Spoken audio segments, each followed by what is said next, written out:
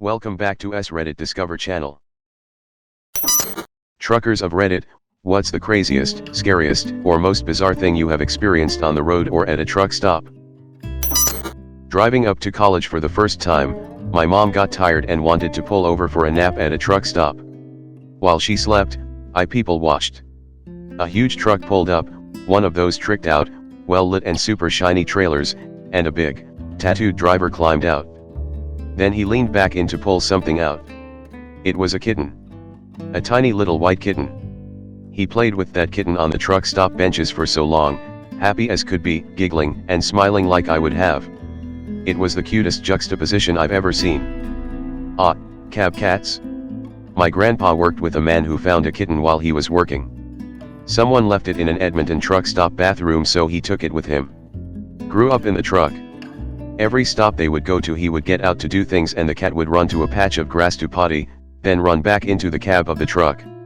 She was a pretty little calico, named Sparkplug. I met that kitty and she was the sweetest thing ever. Thanks for your cute story and reminding me of Sparkplug. It's been about 15 years since I've seen her. I worked in a toll booth in the summers during college, and you'd be surprised how many cats I saw in the cab of trucks. Some guys had those little cat hammocks hanging from the ceiling and everything. This post is an oasis of smiles in a desert of gore and sadness. Then he leaned back in to pull something out.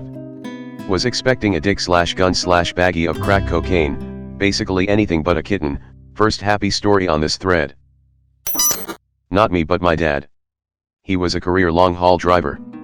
The thing he said was the worst he's ever seen was he was driving along some interstate when a minivan cut off the truck in front of him.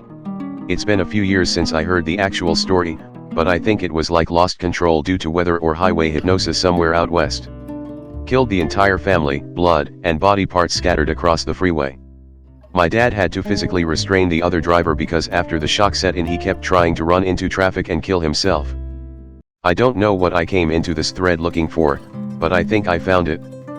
Wait, who lost control, the truck or the minivan? Also, did the driver cutting off the other driver have anything to do with the accident? Holy mother of Sid.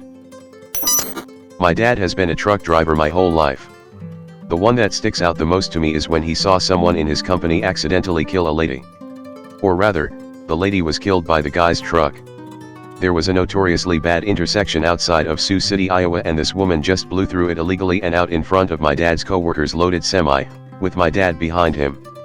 A lot of people don't realize that trucks can't slow down like a car, they have to gear down because of how heavy they are. She was killed instantly and her family later tried to sue the company my dad worked for, which went nowhere. Also, when I was a kid, he was in a grain elevator explosion.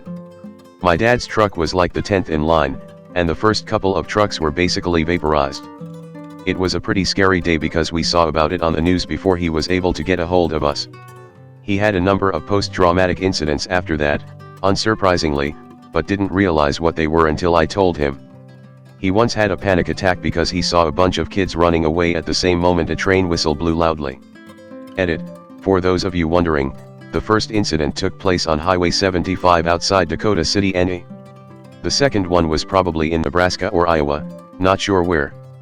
Both incidents happened when I was a small child, in the early to mid-90s, so unfortunately I don't have a lot of details beyond what I've written here, and my dad is an alcoholic so his memory isn't what it used to be, and he doesn't like to talk about stuff like this, unsurprisingly. Damn, grain ain't nothing to feck with. That shit can be lethal. I remember my dad used to work as an engineer for a company that made factories and grain elevators. One of the grain elevators they designed in Toledo, Ohio, I wanna say, exploded. You can actually see the factory from the highway. And this shit happens all the time. Grain dust is super flammable. I would never want to work in those places.